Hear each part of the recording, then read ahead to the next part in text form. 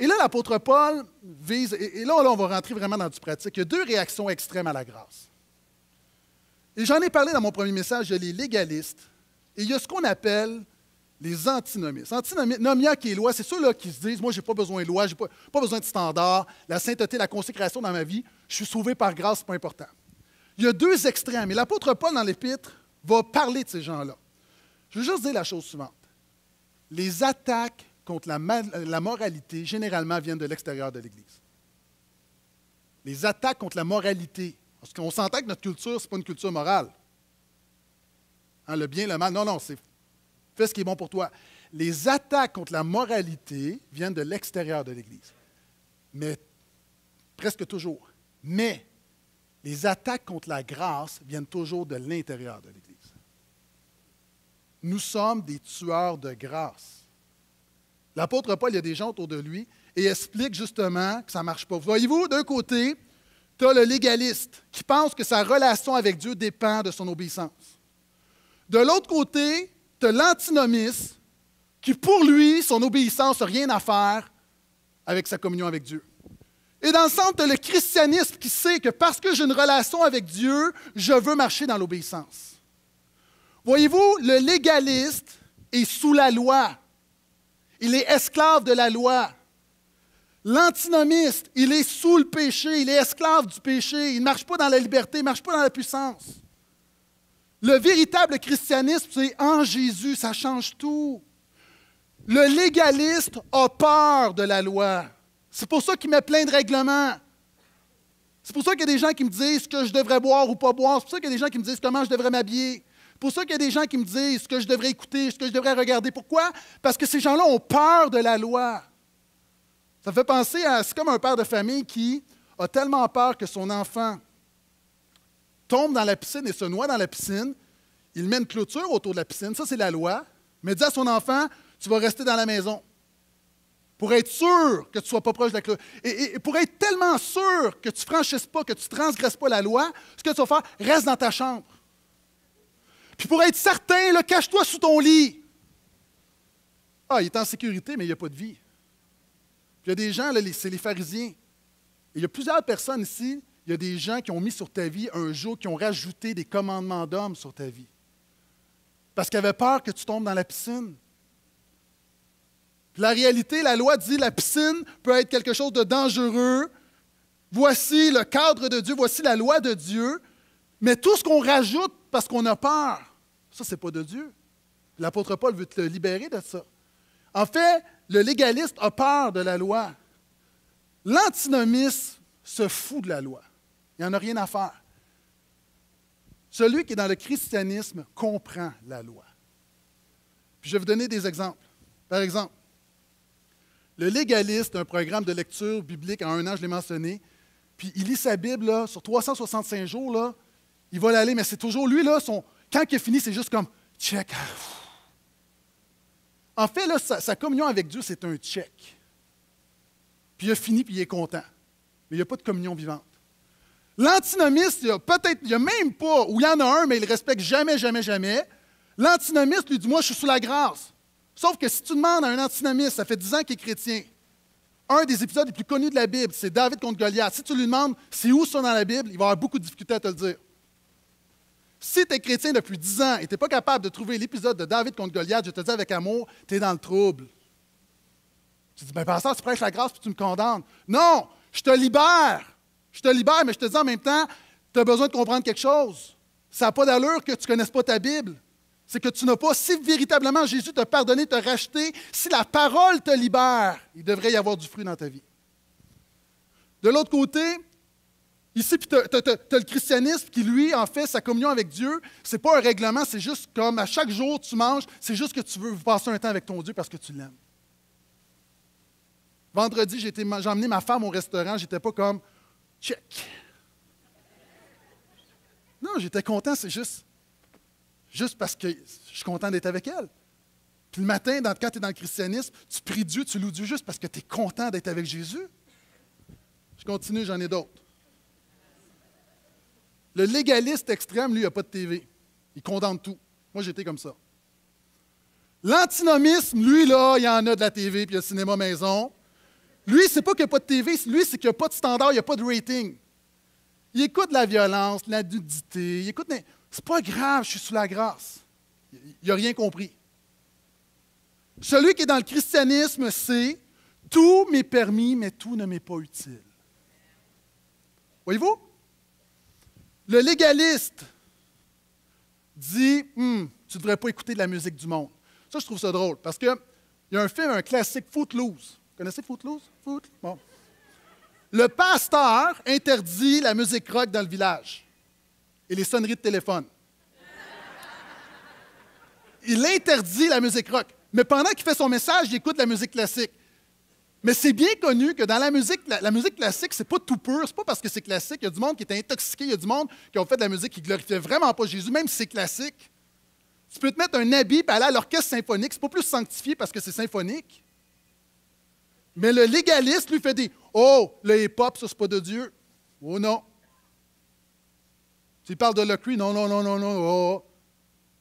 Alors que c'est un rappeur qui est plus théologien que bien des théologiens. Le légaliste met plein de règles. L'antinomiste, lui, il n'y a pas de problème. Mais dans sa vie, là, il n'y a pas de louange, il n'y a rien. Alors que le gars qui est dans le christianisme, ou la fille qui est dans le christianisme, il ne se parle pas musique chrétienne, pas chrétienne, c'est ce qui est dans ton cœur. Mais tu sais, par contre, qu'il vient un moment donné où, quand tu cherches la face de Dieu, Jay-Z ne va pas t'emmener où tu devrais aller. Adèle ne va pas t'emmener. Marc Dupré, là, j'essaie d'être large, tout le monde. C'est pas une loi, c'est juste qu'à un moment donné, tu sais que pour élever ton âme, il n'y a rien de mieux que la louange. Mais tu ne fais pas de règles. Moi, il y a des moments où j'écoute toutes sortes de choses, mais il y a un moment donné où quand je me mets sur mes genoux, c'est pas du Coldplay que j'ai besoin. J'ai besoin de quelque chose qui élève mon cœur. Le légaliste va parler des vêtements, va dire, quand tu viens à l'Église, il faut que tu sois chic, il faut que tu te mettes en habit. Vous savez que lorsqu'on a délaissé, il n'y a pas tellement longtemps, la cravate, l'habit, c'est à l'Église de Portail, il y a un frère qui est à l'Église depuis 15 ans qui a refusé de me serrer la main. Un frère depuis... Pourquoi? Parce que tout à coup, j'étais rendu un mauvais pasteur.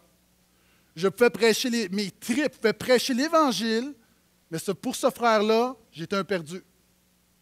Vous voyez, dans certaines églises, vous allez dans certaines églises où tout le monde est en habit, tout le monde a des belles robes, puis on se dit, oh, ça, là, c'est du monde vraiment consacré. Sauf que tu vois, les robes, des fois, les robes sont hyper décolletées, hyper serrées, mais c'est une robe. Ah ben, c'est une robe. Ou il y a des gars, des preachers américains qui ont des super beaux suits à 1500 $ et on ne trouve pas ça scandaleux. Alors que celui qui est dans le christianisme, il y a un principe qui dit simplicité, sobriété. Pas de règle.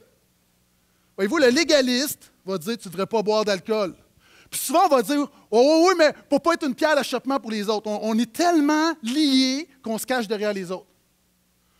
L'antinomiste, lui, son problème, c'est qu'il n'y a pas de problème avec l'alcool, mais il n'y a pas de témoignage. Il se ramasse avec ses amis non chrétiens, il prend un coup, hey, toi, mon écœurant, puis. Est-ce que vous voulez que je continue ou.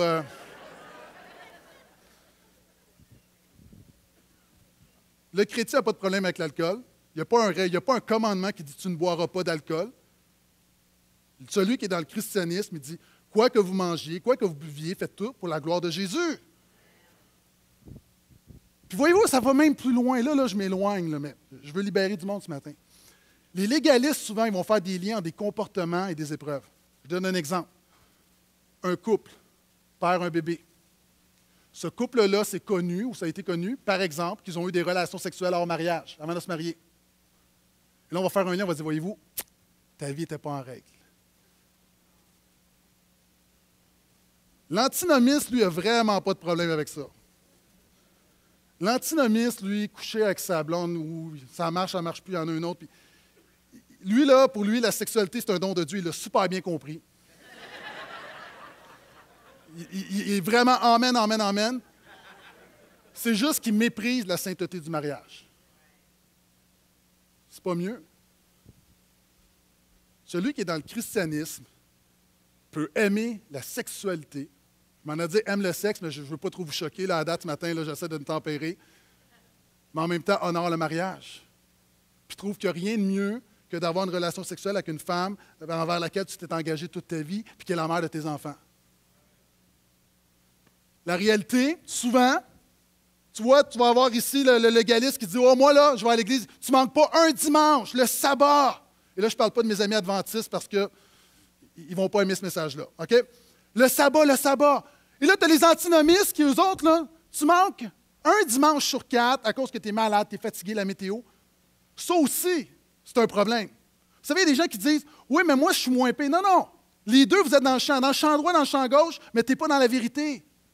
Celui qui est dans le christianisme, il se dit « Hey, 1h20 par semaine pour louer Jésus, prier avec mes frères, pour entendre la parole de Dieu, c'est pas trop. » Voyez-vous, la motivation est très différente. La dîme. Le légaliste donne sa dîme. Pour lui, là, c'est une police d'assurance. Et là, je vais dire des affaires, puis là, il y a du monde qui vont... OK, je me lance. La dîme, c'est un principe. Ce n'est pas un commandement dans le Nouveau Testament, c'est un principe. Un principe que Jésus a validé en passant. Parce qu'à un moment donné, il va dire aux pharisiens, vous donnez la dîme, tout ça, mais vous avez oublié l'essentiel qui est la miséricorde, la compassion. C'est ce qui fait l'affaire sans oublier le reste, parlant de la dîme, en passant, by the way. Le légaliste, il y a une crise dans sa famille, il y a quelqu'un qui vit une épreuve financière, sa personne sait que Christian vient le voir pour lui demander si ça peut l'aider, puis elle va dire non, je ne peux pas t'aider parce que l'argent que j'ai disponible, c'est pour ma dîme. Jésus a dit que si tu dis à un moment donné que tu as un montant d'argent, ce montant-là est corbant, c'est-à-dire que c'est comme ma dîme, c'est consacré à Dieu, puis tu n'aides pas celui qui est dans le besoin, tu es fautif. Là, j'ai tout mon conseil d'administration qui dit non, non, arrête, arrête. Vous allez voir. Moi, je pense que quand on libère les gens, c'est payant, sans jeu de mots. Ouais, c'était un mauvais jeu de mots, finalement. Celui qui tire l'antinomiste, lui, là, sa dîme, là. OK, je vais dire autrement. Si le gouvernement du Québec ou du Canada disait à partir de maintenant, là, pour financer le système d'éducation et les hôpitaux, vous êtes libre de payer vos impôts comme vous voulez. Donnez ce que vous voulez selon votre cœur. Est-ce que ça marche? On fait faillite. Hey, tu es obligé de payer les taxes puis tu te caches pour payer au noir. Comment, OK? Ça ne marche pas. Mais c'est ça l'Église. L'Église, on dit, donne ce que le Seigneur met sur ton cœur, c'est libre. Puis il y a des gens ici, ton rapport à l'antinomiste, lui, là, la dîme, les offrandes, c'est comme l'impôt. Quand il la donne, c'est parce qu'il est obligé. Il ne donne pas. Alors que celui qui est dans le christianisme sait que tout son argent lui vient de Dieu, il donne par reconnaissance et il donne par appartenance. Vous savez, à l'Église de Portail, on a décidé de ne pas mettre de pression. Je vais dire de quoi, là, je me lance ce message-là. À la limite, on ne le mettra pas sur Internet, puis bon. OK, je vais dire quelque chose de gros. Ce que je viens de dire là, les pasteurs, généralement, ils ne veulent pas dire ça. Pourquoi? Parce que tu es mieux, si tu dis ça, tes finances peuvent baisser. Quand tu donnes la liberté à tes gens, quand tu leur fais, tu en appelles juste à leur bon sens, à leur maturité, il y a des églises qui ont des revenus plus élevés que la nôtre. Pourquoi? Parce qu'ils mettent de la pression, parce qu'ils manipulent les gens. À l'Église de Portail, on a décidé qu'on ne fait pas ça, on prêche l'Évangile de Jésus. Mais en même temps, il y a une réalité. En début janvier, c'est un mois où tout le monde revient, c'est difficile. Puis ce que je fais, là, c'est l'anti-message que je devrais prêcher. Mais si quelqu'un vit en Jésus, si quelqu'un aime Jésus, tu donnes par reconnaissance, mais aussi l'Église de Portail par appartenance. Si c'est ton Église, si tu es libéré ici, si tu es nourri ici, tu regardes et tu dis hey, ça n'a pas d'allure. Si ça fonctionnait comme les impôts, si tout le monde se dit la même chose, on ne va pas survivre. Et dans un mois où justement janvier c'est difficile, moi je pense que si on libère le peuple de Dieu, ceux qui sont véritablement en Jésus vont prendre leurs responsabilités. Et à Terrebonne, oui.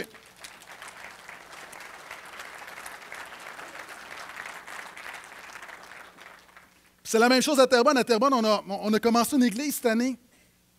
Ça coûte beaucoup, beaucoup, beaucoup d'argent. On n'est pas là à chaque semaine à pleurer devant le peuple de Dieu. On fait confiance à Dieu, on fait confiance au peuple de Dieu. Puis juste vous dire, si vraiment vous sentez ce matin, hey, ça c'est moi, là. S'il vous plaît, soyez généreux, continuez d'être généreux. Je continue. La communion, combien de personnes, lorsque c'est la communion, le légaliste, il y a du péché, il est condamné, il a peur de prendre la communion. Combien de personnes ont pris la communion, leur est arrivé une épreuve, puis ils ont dit, c'est parce que j'ai pris le corps du Seigneur indignement. Savez-vous quoi, ça, là, c'est mal comprendre le texte. Quand l'apôtre Paul dit, vous ne discernez pas le corps, il parle de l'Église, c'est que les gens manquaient d'amour les uns envers les autres. C'est un autre contexte, parce que si Dieu jugeait tous ceux qui ont du péché lorsqu'ils prennent la communion, il n'y aurait plus de monde dans les églises. Moi, je serais le premier mort. Mais c'est quoi? Tu es sous la loi. Et à l'inverse, l'antinomiste. Toi, tu prends la communion comme si c'était des Doritos.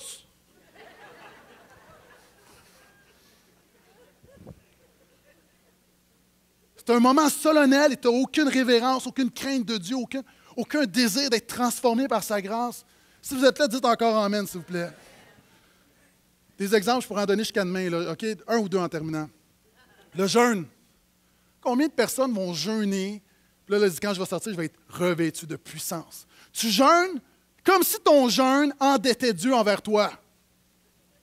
Moi, j'ai jeûné là, des 10 jours. Je vous le dis, là, je viens de là, jeûner 10 jours. Puis là, je sortais, je me disais, hey. Je ne le disais pas comme ça, mais je me disais, hey, Dieu me doit quelque chose, là. Ça, c'est le légaliste. Ici, l'antinomiste, il ne sait même pas ce que ça veut dire, le jeûne. On n'en parle même pas. Mais celui qui est dans le christianisme, il sait que le jeûne, ce n'est pas pour avoir de la puissance. Le jeûne, c'est un moment où tu t'humilies. Où tu viens devant le Seigneur, tu te dis, Seigneur, là, j'ai tellement besoin de toi. Voyez-vous? L'apôtre Paul dit aux légalistes, vous n'êtes plus sous la loi, mais vous êtes sous la grâce. Puis l'apôtre Paul dit aux antinomistes, Romains 6,15, j'ai prêché là-dessus. Il reprend l'argument des antinomistes. Pécherions-nous parce que nous ne sommes pas sous la loi, mais sous la grâce? Jamais de la vie. Tu n'as pas compris. Ce matin, je fais tout ce que je ne peux pas faire habituellement. Vous savez, l'antinomiste, qu'est-ce qu'il fait? Il abuse de la grâce. Le légaliste étouffe la grâce. Étouffer quelqu'un ou abuser quelqu'un, c'est pécher les deux. Alors que celui qui vit, qui suit Jésus, le véritable christianisme authentique, lui, il vit dans la grâce, il comprend la grâce, il a soif de la grâce, il est intoxiqué de la grâce, il déborde de la grâce, il fait grâce, il ne vit que par grâce. Et dans ce cas-là, on fait quoi avec la loi? La loi, ça sert à quoi? L'apôtre Paul répond à ça. Il va répondre, dans la suite du passage, la loi révèle, provoque et condamne ton péché, mais ne t'en libère pas. Rapidement, verset 7. Que dirons-nous donc? La loi est-elle péché? Jamais de la vie. Mais je n'ai connu le péché que par la loi. Ainsi, je n'aurais pas su ce qu'était la convoitise si la loi n'avait pas dit « Tu ne convoiterais pas ». Il prend le 10e commandement. En fait, la loi, elle sert à révéler ce qui est péché. La loi révèle ce qui est bien ou ce qui est mal. La loi, c'est comme un rayon X. Le docteur te présente ta radiographie. Vous voyez, vous avez le cancer du poumon. La radiographie te dit ton problème, mais ne règle pas ton problème. La loi te dit, voici tes pécheurs, mais ne règle pas ton péché, ne pardonne pas ton péché, ne te libère pas du péché. En fait, ce que j'essaie de vous dire, ce que l'apôtre Paul nous enseigne, c'est que la loi nous condamne. C'est pour ça qu'on a besoin d'un sauveur. C'est pour ça que tu as besoin de Jésus. On chante grâce infinie, mais dans tellement de vies, puis dans tellement d'églises, la grâce n'est pas infinie, la grâce est un petit filet d'eau qui coule, alors que ça devrait être un torrent intarissable. Puis quand tu vas comprendre la grâce, moi, pourquoi est-ce que je prêche la grâce comme un fou? Parce que j'ai été sous la loi. J'ai été sous la loi. Je sais ce que c'est la crainte, je sais ce que c'est la peur. Puis je me dis, je ne vais pas trop prêcher la grâce. Je ne vais pas limiter la grâce parce que des gens en abusent. Parce que la grâce, c'est la seule chose qui libère. On a des témoignages durant la semaine des gens qui ont des problèmes avec toutes sortes de choses, la pornographie, la drogue, qui vivent des affaires. Ce qu'ils ont besoin, ce n'est pas plus de moralité, c'est plus de grâce. Parce que notre monde est immoral. On pense que la réponse de l'Église, c'est la moralité. Non. Non. La réponse de l'Église, c'est la grâce. C'est la grâce qui libère. C'est la grâce qui restaure. C'est la grâce qui donne la puissance. Donc, soyons désintoxiqués de la loi ce matin. Soyons intoxiqués de la grâce de Dieu.